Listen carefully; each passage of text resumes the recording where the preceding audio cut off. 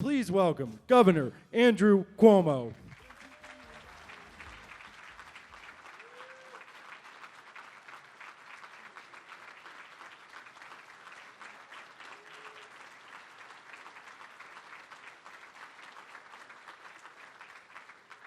Ladies and gentlemen, please direct your attention to the screens. We were New York. We were America. We had confidence. We believed in ourselves. We did things that they told us were impossible to do. If you told us it was impossible to do, all you did was get us excited. You can't build the Brooklyn Bridge, just watch us. You can't build the George Washington Bridge, just watch us. You can't build 600 miles of subway in the early 1900s with only picks and shovels. You can't do it, just watch us. Some problems can't be solved today, but maybe they'll be solved by people in the future. We should work on them now, but some problems are really hard. But no one would have expected 100 years ago that we'd have solved so many problems today. We built the subway. It was an amazing feat of engineering, and that transformed how people got around the city. If we can do the same, if we can take technology, combine it with mass transit, we can create a totally new way for people to move around the city. The subway opened in October 27th, 1904. People were having the time of their lives. It was incredibly well received. The day the subway opened, even after all the pomp and circumstance, 100,000 New Yorkers showed up to experience this subway phenomenon. And actually, what even more incredible, the Sunday after, 1 million people showed up to try out the subway. So there's stories of lines around the block to try and even get into the subway station. So it has been a bona fide success and oversubscribed since the day it opened. We know that public transit is critical to the future of the city's economy because it's not only important for productivity and making sure that workers are able to do their jobs, but also for quality of life and being able to attract the best and the brightest from around the world to live and work in New York City. One of the fascinating things about the overarching history of mass transit in New York City is that there is a sort of cadence of adverse event, whether it's the Canadian equine flu of 1872, the Great White Hurricane of 1888, certainly the incredible recovery that we had after 9/11 and Superstorm Sandy. It's this notion of adverse event, leveraging technology and a lot of sweat equity, and then a great leap forward. That has happened several times over the history of the transit system in New York. Technology had to come forward to be able to overcome those technological challenges to build big and heavy and produce a transportation system that literally revolutionized the urban environment. Granville T. Woods invented the contact shoe, and that was invented right here in Brooklyn. That sort of third rail contact shoe technology is in use in most mass transit systems in the world today. It really was an incredible change agent for the city. If you look at some of those earlier maps of what constituted New York, it was really disproportionately in Lower Manhattan, and then mass transit in both the form of Grand Central on 42nd Street and then the subway. The subway comes first, and then Grand Central Terminal in 1913 act as this gravitational force that sort of pull the city up, and then also makes place in places like Queens. The subway 100% spurred development, creating New York City and the 5 boroughs that we know today. This is the magic of New York. The subways are the one part of New York where everyone comes together. Mass transit is not a luxury anymore. It is the key arterial system that moves people. New York, as we know it today, exists the way it does because of mass transit. That's true for the Midtown Tunnel, it's true for Long Island Railroad, it's true for Metro North, and it's certainly true for the subway. The entire MTA system is critically important to the entire metropolitan area because we have a regional economy, and Governor Cuomo gets that. The system is for the commuters, and it's going to be addressed by the governor's investment in the third track. Investing so much money in the infrastructure of the transit system. When we think about our transit system in New York, look what it did for New York City. Same thing happened in Long Island, and obviously that's happened up here in the Metro North. This is the moment in time. The great challenge is, can we build a subway for the 21st century? It's very different than when we were introducing this particular technology 100 years ago. It didn't exist, and so it was just a novelty in some sense. Now it's not a novelty, it's a utility. Change is difficult in any big organization, whether public or private, and introducing innovation into an organization is even tougher.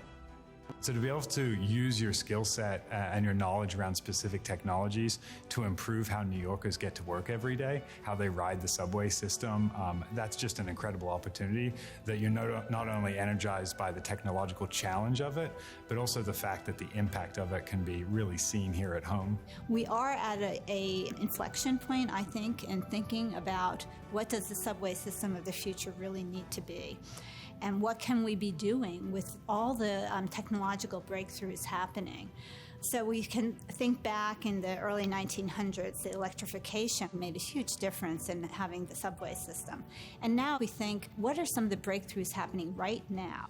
What we're seeing from transit agencies all over the world and from cities all over the world is that when they partner with technology companies, there's a way to really transform their systems. I think you just take mobile technology, smartphone, tablets, combine it with the cloud, and you can take what you're calling all technology and make them dynamic, responsive, on-demand, data-driven, and all of a sudden you go to a system that is extremely responsive, very efficient. Whenever we install new systems, we have to remember that New Yorkers are also making an investment in time that goes way beyond the price of a MetroCard swipe. And that's why we need more than smart technology. We need smart deployments that minimize inconvenience for riders and increases their confidence in mass transit. It's very exciting for me to think about New York once again being in the forefront as far as infrastructure is concerned. If the past is prologue and that cadence of adverse event, sweat equity, critical thinking, great technological leaps forwards holds true, we're excited to see what the future holds for the transit system. The governor's commitment to funding competitive programs and providing the resources necessary to pilot new technologies has been the game changer. I think what's exciting is that there's a fresh thinking, a willingness to maybe cast aside some of the old ideas and look to new ideas. It's something that as New Yorkers, I think we really need. New York is going to show we haven't lost our mojo, and we haven't lost our spirit, and we haven't lost our drive, and we haven't lost our competence, and we're not going to take no for an answer, because that's what New York does, and that's what this nation needs now more than ever, to show what is possible. And there's a light at the end of the tunnel, and that has always been the New York way.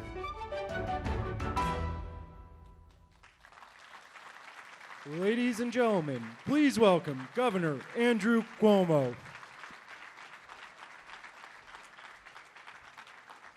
Thank you. Thank you very much. Thank you.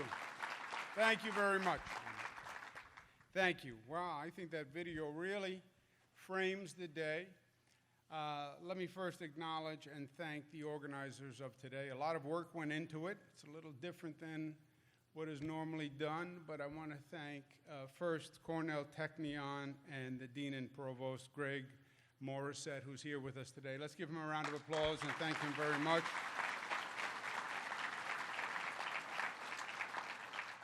We have Pat Foy and the whole MTA team. Thank you for everything you've done. Let's give them a round of applause. And Eric Gertler and his team at Empire State Development. Thank you very much. Thank you, Eric. Most of all, let me thank all of you for being here today. Many of you have come from a great distance, so thank you. I think it's going to be worth your time. And welcome to the great state of New York. Thank you for taking the time and making the effort to be here. My role and the purpose of this conference in many ways is to provoke your thinking, and to open up new business opportunities for you. Our goal is to forge new partnerships that allow government to provide better service and innovations and allow you to grow your business at the same time. Now, to begin with, I think there is a growing societal disconnect between emerging technologies and government projects, and I believe it is hurting this state and this country. Just think about it for a moment. When this nation was at its best, when we were developing world-class projects, The government was not only partnering with new technologies companies, but the government was actually creating new technology. Public projects drove technological development. Take New York as an example. The George Washington Bridge, built in 1931, Williamsburg Bridge, built in 1903. They drove the development of better steel, new engineering techniques, and advances in electric power. The Holland Tunnel, built in 1927. You couldn't build a tunnel that long because you couldn't ventilate it. The construction of that tunnel forced the development of better ventilation systems. The New York City subway system, it drove the development of new electric systems, new navigation systems, even elevator technology, because the elevators couldn't go down that deep at that time. Somewhere along the way, technological development became divorced from public projects, to the extent that now, not only do public projects no longer drive technological advancements, but public projects lag behind even utilizing the current technological advancements. So what happens? The result is twofold. First, it limits the potential of our public works. And second, it has reduced your business potential. In New York, and what this conference is about, is we're trying to reestablish the new technology and new public project collaborative. We're trying to make that marriage. In New York, we understand that government must go first to repair the relationships, and that government must do things differently. And we are. Many of you may have landed at LaGuardia Airport. We're building a new LaGuardia Airport, the first new airport in the United States of America in 25 years, believe it or not. And we're building a new airport while we are operating the current airport, and it happens to be one of the smallest sites of any airport in the country and one of the busiest. That's why it hadn't been done before, because it couldn't be done. But we're doing it. It is a total venture between the public sector and the private sector. Virtually everything we're doing is new and different and state-of-the-art. We just completed the largest infrastructure project in the United States of America. A new bridge. We did it on time. We did it on budget. It goes across the Hudson. It's called the Mario M. Cuomo Bridge. How did we do it? By using new manufacturing techniques and the largest floating lifting system in the world that they had to bring from the other side of the globe. We just saved 2 years in construction at the MTA when engineers designed a new carbon fiber wrapping system to support the inside of a train tunnel, so you didn't have to rebuild the whole tunnel. You're sitting in the Jacob Javits Convention Center, which after 40 years of stagnation is adding 1.5 million square feet, newly designed, multi-use space, newest technology, newest materials, newest architecture, and we're getting it done faster than ever before, and it is going to be the convention center that rivals every other one in the nation. So that is the New York way. We always push the edge of the envelope. In 1817, New York's governor, DeWitt Clinton, no relationship to Bill Clinton, although Bill tries to take credit, but that's a different story. DeWitt Clinton proposed building the Erie Canal. The Erie Canal was to link the Hudson River to the Great Lakes and open up what was at that time the far west of the nation. It was the innovation of the age, a 363-mile engineering feat. In 1817, President Thomas Jefferson said at the time it was a fool's errand because the technology did not exist. And Jefferson was right. The technology did not exist. But they went ahead with the project anyway, and the technology development actually caught up to the project. So, Am I challenging you today to develop new technology? No, I'm not that ambitious, actually. It's easier than that, because the current technological developments already exceed what the MTA is using and what they need. The provocation today, the goal today, is to adapt what has already been developed to the MTA's application. Functionally, what does the MTA do? At the end of the day, the simple analysis is the MTA runs trains on tracks and buses on pre-assigned routes. That's it. And it does it for 8 million riders per day. The technology capacity that exists today far exceeds what the MTA is using. You have already developed mapping software, traffic software, navigational software, directional software, communications technology, construction design technology that is years ahead of what the MTA now uses. We just need the adaptation of that technology to the MTA application. For example, one of the main challenges for the MTA is a new signal system. The signal system operates the trains within the system. The original MTA system was designed and installed in the 20th century. Some of it still dates back to the 1930s and operates on mechanical devices triggered by the wheels of the train that are then wired to red and green lights. New federal standards require what's called positive train control, PTC, because when you speak to government, everything has to be an acronym. Or communication-based train control, what they call CBTC. It's a signal system that communicates train position to a central command center, other trains, and controls the speed of the train and can stop the train. Now, the system that we are deploying is based on 1980s technology development. Look at the other technological advancements in the same space. Look at the technological advancements in AV, automated vehicle software. Look how advanced that is compared to what we're doing at the MTA. It's far ahead of what we are currently installing, and it is far more complex. Automated vehicles, you have to be able to sense pedestrians, you have to be able to sense blocked intersections, vehicles going through red lights. There's a whole host of variables. A train runs on a track. The routes are set. The destinations are predetermined. The speed limit is set. The system is already wired.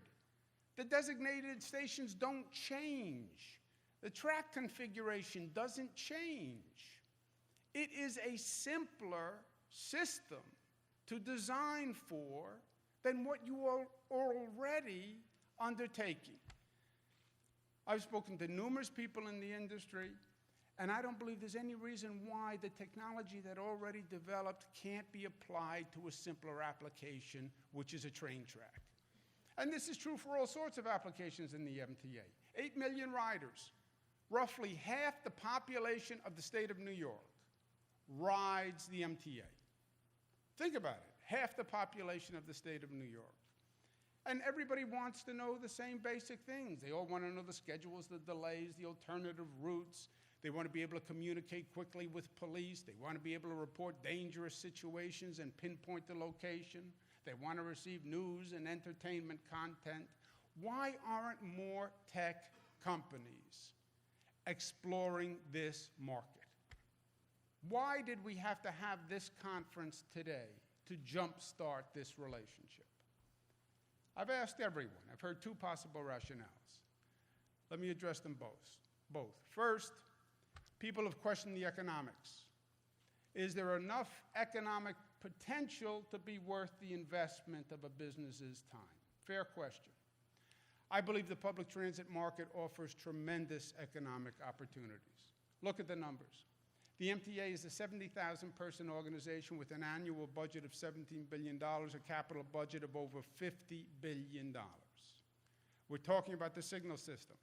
The MTA has currently budgeted $12 billion to install new signals. $12 billion to install new signals. The MTA has budgeted $3 billion to put new signals on what's called the Lexington line. Why do they call it the Lexington line? Because it runs on Lexington. Sometimes it's simple. The Lexington line is approximately 12 miles. $3 billion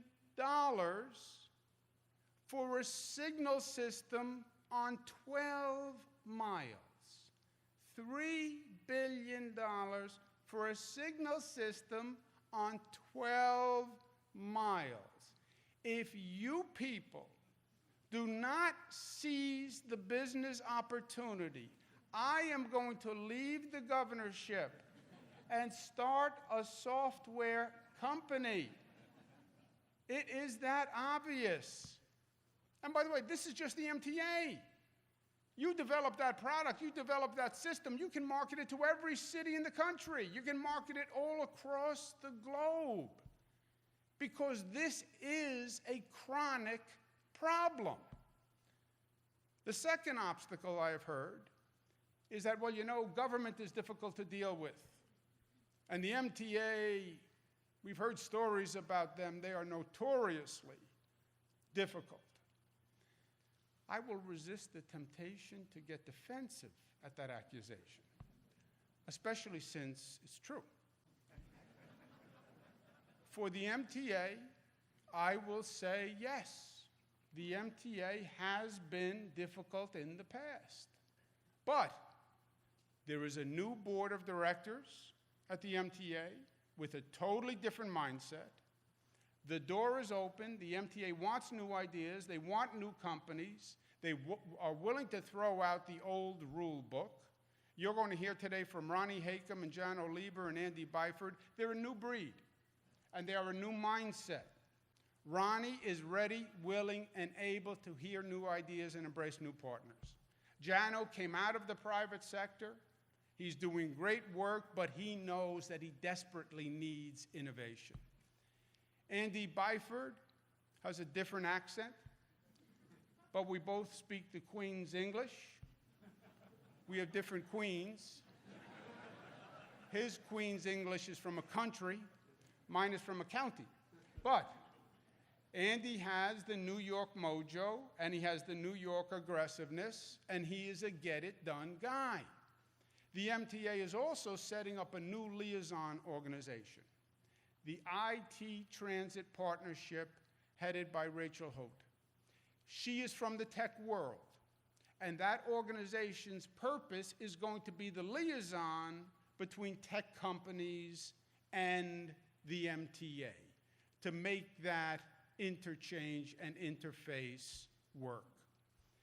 We are also have a new board that is highly engaged, and the new board you can email directly if you believe you are getting hamstrung by the bureaucracy. So the MTA is ready, it's willing, it's able, and it has new entry points so that you can compete, because they are truly desperate for new partners. The last point is this. This is not just an MTA issue. This is a nationwide issue. It's not just the MTA that no longer is working with technology companies. What has really happened is that when the private sector companies stopped working with government projects, a cottage industry developed which specialized in providing technology to government agencies. And the cottage industry learned the ins and outs of dealing with government contracting. And they learned the language and they learned the acronyms. And over the decades, the cottage industry, in effect, developed a monopoly where a few companies did billions of dollars in business. The cottage industry, by the way, now all live in mansions. More problematic, the lack of competition in the space led to a lack of creativity and innovation. The technology design simply stagnated and did not keep up with the times. Why? Because competition drives companies. It drives companies to invest in R&D and innovate and improve. And if they don't have competition, that can overtake them, they stagnate. There is no iPhone 11 or iPhone 10 or iPhone 9 unless the competition drove them to make that investment and to improve. There are no cell phone cameras with 3 lenses unless Samsung was biting at their heels and that competition forced the innovation and forced the dynamic improvement. That is not working in the transit or the government space. There is no competition. There is no innovation. So today is about opening up that industry and restoring competition and restoring innovation. I know what you're thinking. Are they really serious about doing this? Is this just one of those conferences where people come and talk and then it goes away? I am as serious as a heart attack. Because the stark reality is we cannot succeed long-term without new technology and new companies entering the field. Period. That is the truth. On this track, pardon the pun, we don't get to the goal. The MTA cannot take another 15 to 20 years, spend $20 billion to install a signal system based on 1980s technology design. That just does not work. And it's not just the MTA, it's nationwide. Our infrastructure, our transportation system in this country is no longer the best on the globe. Pains me to say it, but that is the truth. You fly around the world, you fly into the United States, our airports pale in comparison to those around the world. We have virtually no high-speed rail. Our urban mass transit systems lag behind many international systems. Our transportation complex no longer expedites commerce, more it inhibits commerce and economic growth. Our success was not by circumstance or chance. We led on the merits. We succeeded because we were the most innovative. We were the first. We were the smartest. We were the best. No one else did what we did, or no one else did it as well as we did it. We were simply better, and that's why we succeeded. And we must regain that status, because that is the formula that made New York, New York, the greatest state in the nation. That is also the formula that made America, America, the greatest nation on the globe. And that, my friends, is our challenge. That's the New York challenge. That is this country's challenge, to regain that innovation, to regain that excellence, to regain that edge, to lead and lead the world. That is what we are here to do today. And that is the New York challenge, that New York will lead the way forward, because that is the New York way, and that is what we do here in the great state of New York. And that's why I'm grateful that you are here today. Thank you.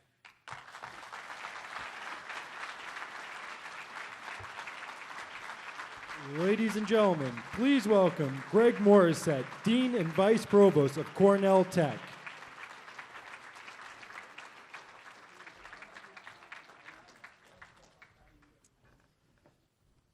Wow. Thank you, and thank you, Governor Cuomo, for hosting this event in partnership with the Jacobs Technion Cornell Institute. Under the governor's leadership, it's clear New York is returning to its rightful place as the world's leader in technology and infrastructure innovation. We should give the governor another round of applause, I think.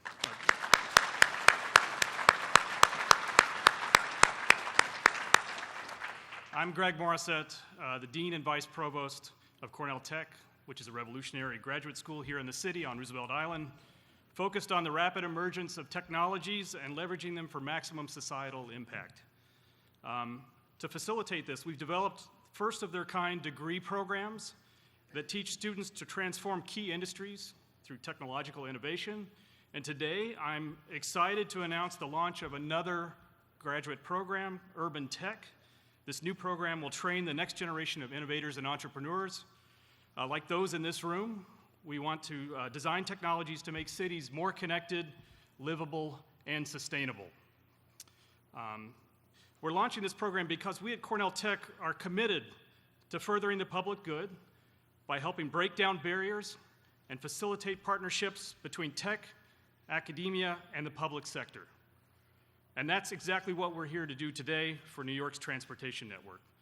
The MTA and mass transit in New York are about to enter a new era, and as the governor said, we can't let the standards of the last 100 years carry over to the next 100 years. Not if New York expects to continue to grow, adapt, and thrive.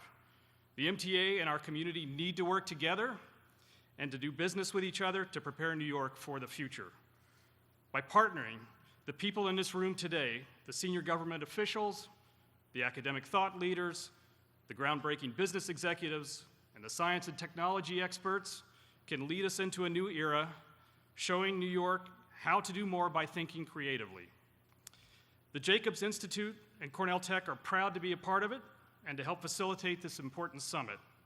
So now, ladies and gentlemen, it's my honor to introduce MTA Chairman and CEO Pat Foy.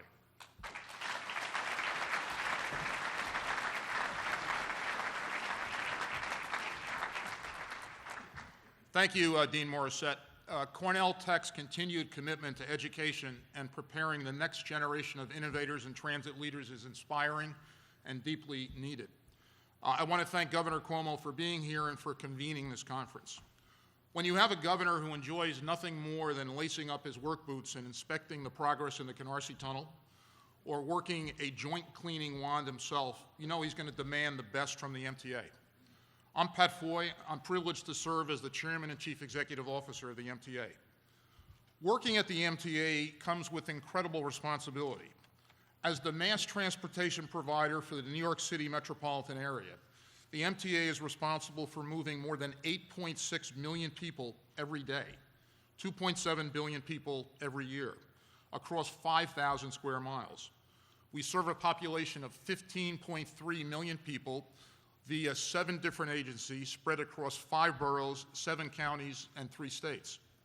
And we have to do it while operating nonstop, 24 hours a day, 365 days a year, because this is New York. We're the lifeblood of this great city, because to live and work in New York is to be free to move about it. It's the MTA's job to make sure that that right is guaranteed for all. But despite that daunting mandate, there has never been a more exciting time to be working in mass transit in New York, because the MTA, as the governor indicated, is entering a new era. In 2017, July, following the struggles the MTA faced system-wide during the summer of hell, the governor declared a state of emergency, unlocking over $800 million in emergency funds through the Subway Action Plan to address immediate infrastructure, crowding, and repair issues. This has allowed us in the years since to dramatically improve service and stabilize the system. Our just reported on-time performance rate for August hit 84%, a 6-year high. That's an incredible tribute to Andy Byford, his team, and 50,000 transit workers. And Andy assures us that better performance is ahead. That comes from a base about 15, 18 months ago of 60%, all the way up to 84. With that stabilization in place, we're institutionalizing the issues of the Subway Action Plan, the lessons and issues of the Subway Action Plan. And now, thanks to the unparalleled commitment to the MTA and support for mass transit by the governor and the state legislature, we've been empowered to fundamentally rethink how the MTA operates, streamlining organizational operations while simultaneously unlocking historic levels of funding. Earlier this summer, the board approved a reorganization plan for the MTA that will reform the agency and centralize functions in a way that will ultimately save the MTA over $500 million annually. And just this week, we issued an historic and transformative new capital plan, a record $51.5 billion blueprint, the numbers are on the screen, to revitalize and modernize the mass transit network. Contractors and vendors and suppliers in the room, that's $51.5 billion. As part of the capital plan, we'll make a new $37.3 billion investment in the subways over the next 5 years. A $7 billion signal modernization program will double the number of track miles with modern signals, ensuring the majority of riders will be traveling on modern signaling technology.